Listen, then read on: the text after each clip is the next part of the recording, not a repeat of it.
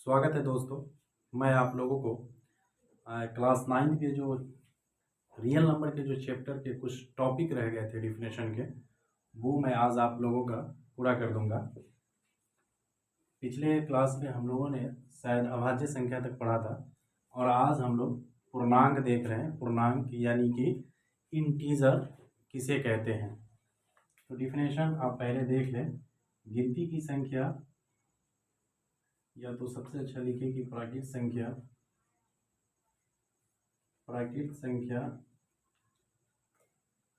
शून्य और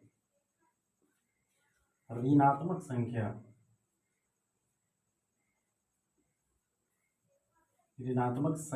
के संयुक्त रूप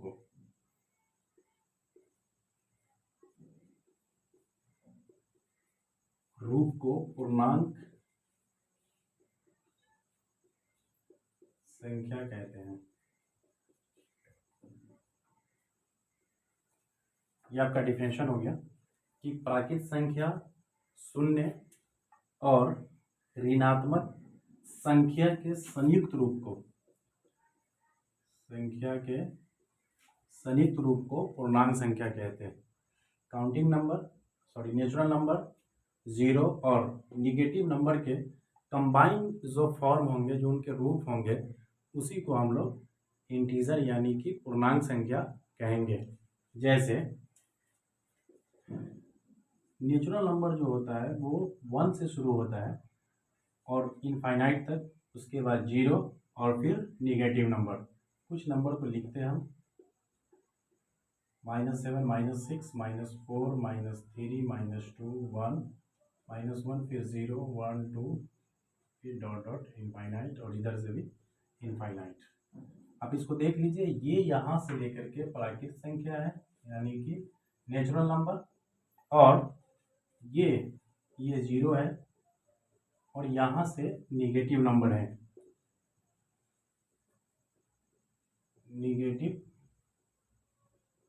है, ये तीनों के संयुक्त रूप को, कंबाइन को, तीनों को एक जगह जमा कर देंगे तो हमारा पूर्णांक संख्या मिल जाएगा।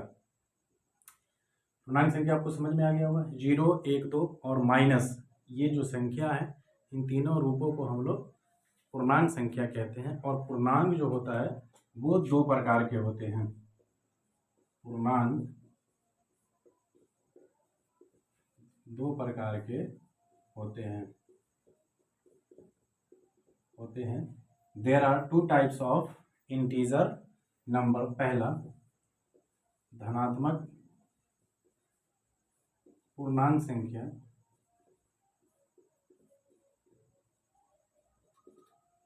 और दूसरा ऋणात्मक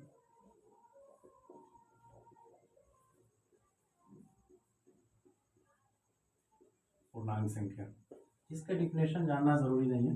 धनात्मक मतलब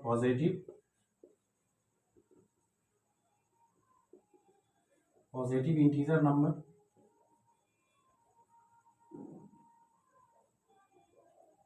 और ऋणात्मक पूर्णांक संख्या निगेटिव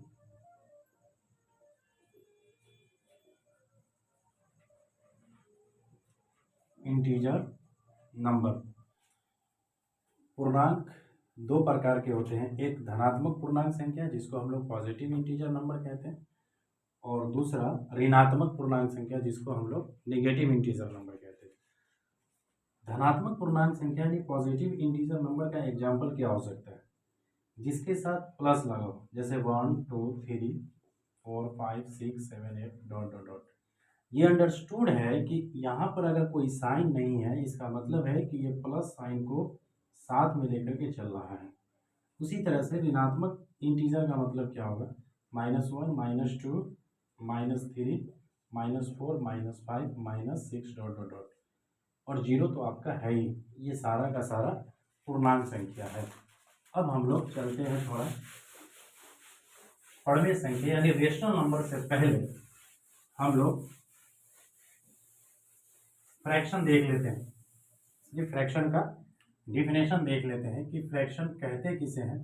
भिन्न। इसी को इंग्लिश में हम लोग फ्रैक्शन कहते हैं। उसका डिफिनेशन हम कई तरह से देख सकते हैं, कई किताब में कई तरीके से दिया है, लेकिन मेरा अपना मानना है कि डिफिनेशन इस तरह से ज़्यादा बेटर है कि एक संख्या से यदि एक संख्या से दूसरी संख्या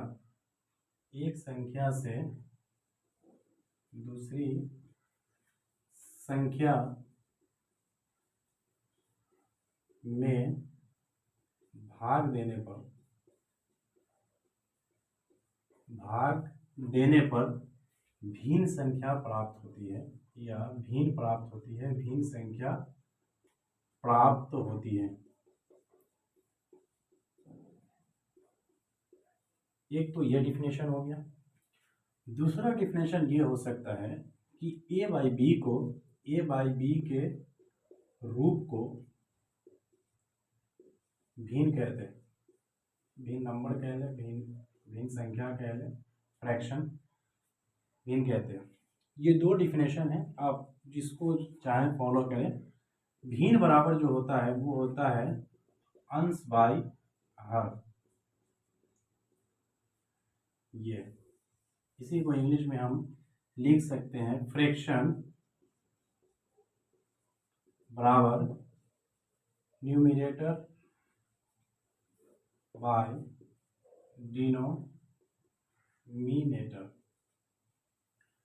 फ्रैक्शन बराबर न्यूमरेटर बाय डिनोमिनेटर, ये आपका फ्रैक्शन का फॉर्मूला होगा, आप इसको याद रखेंगे। तो ये फ्रैक्शन था।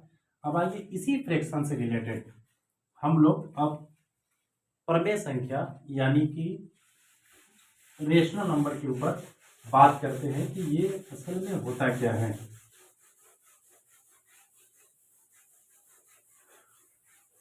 ये 9th का असल में मेन टॉपिक है। इस 9th के मैथ के रियल नंबर, जो वास्तविक जो संख्याएं हैं, जो चैप्टर आपको पढ़ना है, उसका प्रमेय संख्या किसे कहते हैं। प्रमेय संख्या किसे कहते हैं, यानी रेशनल नंबर क्या होता है। तो रेशनल नंबर वो होता है वैसी संख्या जिसको हम ए बाई बी के रूप में लिख सकें, पहला कंडीशन। रेशनल नंबर के लिए हम डिफिनेशन को छोड़ करके सिर्फ कंडीशन पे बात करते हैं, वो ज़्यादा मेरे ख्याल से अच्छा है। वैसी संख्या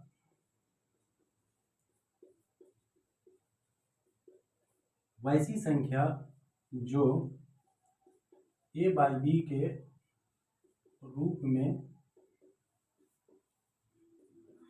लिखा जा सकता है।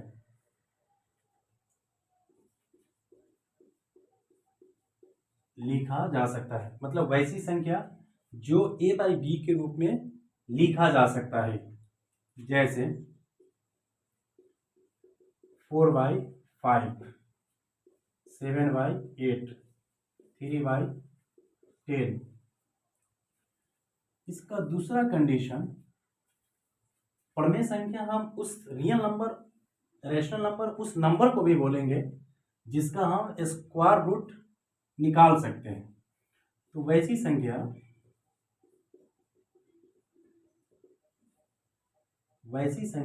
जिसका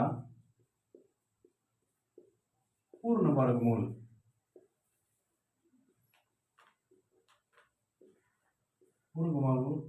वैसी संख्या जिसका पूर्ण वर्गमूल हो, वो भी आपका प्रमेय संख्या होगा। ये प्रमेय संख्या की पहचान है कि हम किस तरह से पहचानेंगे। पहली, वैसी संख्या जो ए बाई बी के रूप में लिखा जा सकता है, उसका एग्जाम्पल आपके नीचे है। और दूसरा पहचानने का तरीका है कि वैसी संख्या जिसका पूर्ण वर्गमूल हो। और तीसरा जो कंडीशन है वो पहचानने का ये है कि जिस भी प्रमेय संख्या का दशमलव प्रसार शांत हो, यानी ए बाई बी के रूप का दशमलव प्रसार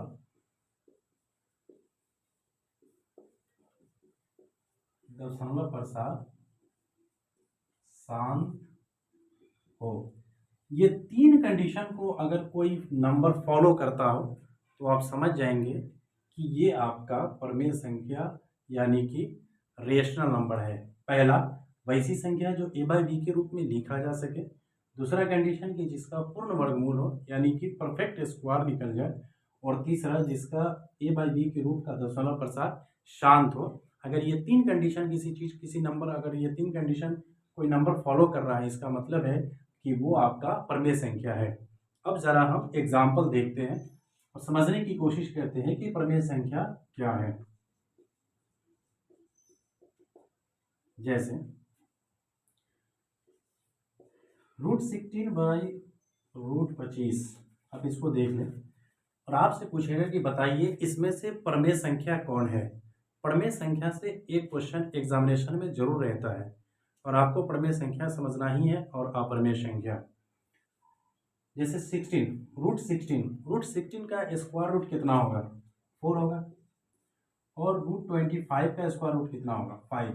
यानी इसका और ये दोनों का परफेक्ट स्क्वायर निकल गया। इसका मतलब है कि यह संख्या प्रमेय संख्या होगा। दूसरे एग्जाम्पल की तरफ हम चलते हैं। सपोज दैट अगर किसी भी नंबर का डेसिमल प्रसार यानी दशमलव प्रसार 3.25 आता है विदाउट रेकरिंग, तो हम समझ जाएंगे कि यह जो नंबर है यह नंबर प्रमेय संख्या है, रेशनल नंबर है। सपोज कीजिए आप कि 7/8 को अगर आप डिवाइड करते हैं, अगर आपसे पूछे कि बताओ 7/8 प्रमेय संख्या है या अप्रमेय संख्या है, तो हम सबसे पहले इसको डिवाइड करेंगे। यहाँ पर डेसिमल डालेंगे, ऑटोमेटिकली यहाँ पर 0 उतरेगा। फिर 64,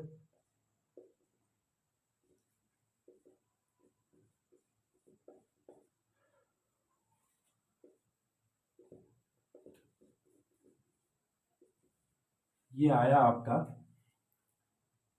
0.857। इसका मतलब है कि ये भी प्रमेय संख्या है यानी कि आपका रेशनल नंबर है।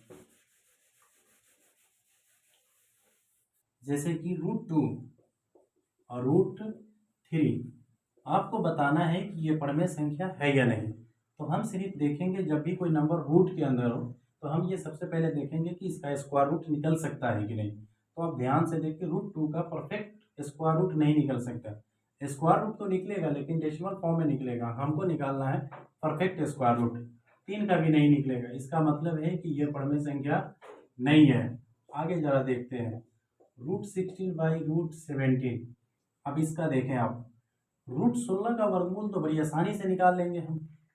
आप हमारे स्क्वायर रूट वाले चैप्टर को जाके देखें। उसके अलावा इसका 17 का तो होगा नहीं। जब एक नहीं है, दूसरा एक है दूसरा नहीं है, इसका मतलब है कि ये भी प्रमेय संख्या नहीं है। प्रमेय संख्या निकालने के लिए आपको जितना भी नंबर एक साथ दिया हुआ है वो सबका परफेक्ट स्क्वायर निकलना चाहिए। जैसे यहाँ पर √3 दिया हुआ है और यहाँ पे √16 दिया हुआ है, तो अब 3 का तो परफेक्ट स्क्वायर नहीं निकलेगा लेकिन √16 का परफेक्ट स्क्वायर निकलेगा, 4 होगा। इसका मतलब ये भी रियल नंबर नहीं है। तो रियल नंबर की पहचान हमने करने की कोशिश की है। अब जरा रेशनल नंबर, प्रमेय संख्या, अब हम इसी से रिलेटेड अप्रमेय संख्या को देखते हैं। डिफिनेशन आपके एग्जामिनेशन में आपसे नहीं पूछेगा। आप इसको आप ध्यान में रखें कि रेशनल नंबर और अप्रमेय संख्या, ये दोनों को एक ही साथ देख लेते हैं।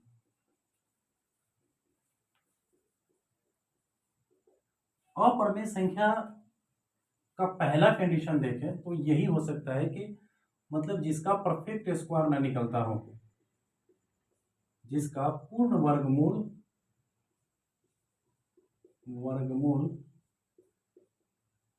न निकलता हो।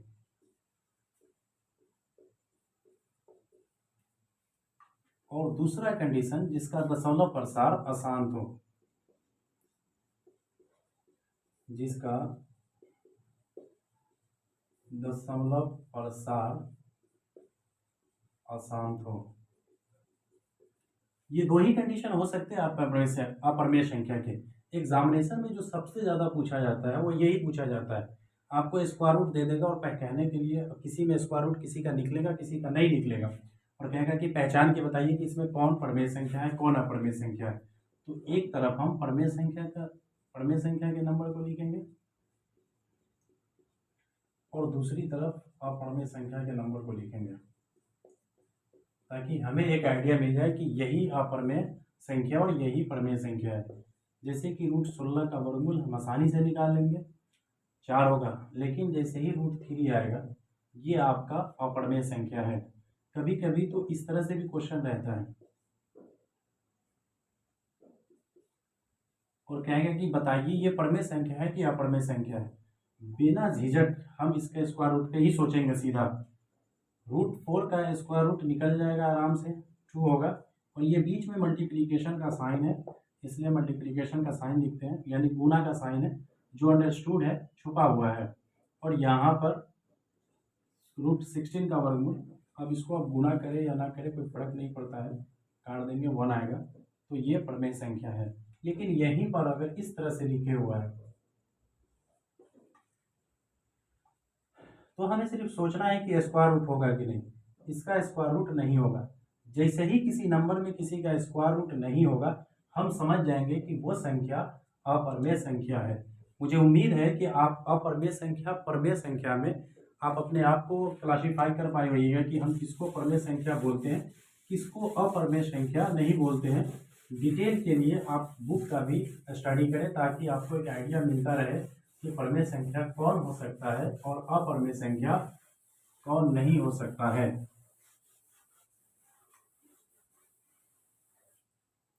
ये डिफिनेशन थे रियल नंबर के, ये पहला चैप्टर का जो खास डिफिनेशन था वो था। अब हम लोग इसके चैप्टर पर धीरे धीरे एक एक करके बात करेंगे कि इसका हम चैप्टर कैसे बनाएंगे, किसी भी परमेय संख्या से कैसे हम एक से ज़्यादा परमेय संख्या निकालेंगे, ये हम आपको नेक्स्ट वीडियो में पढ़ाएंगे। बहुत बहुत शुक्रिया, धन्यवाद।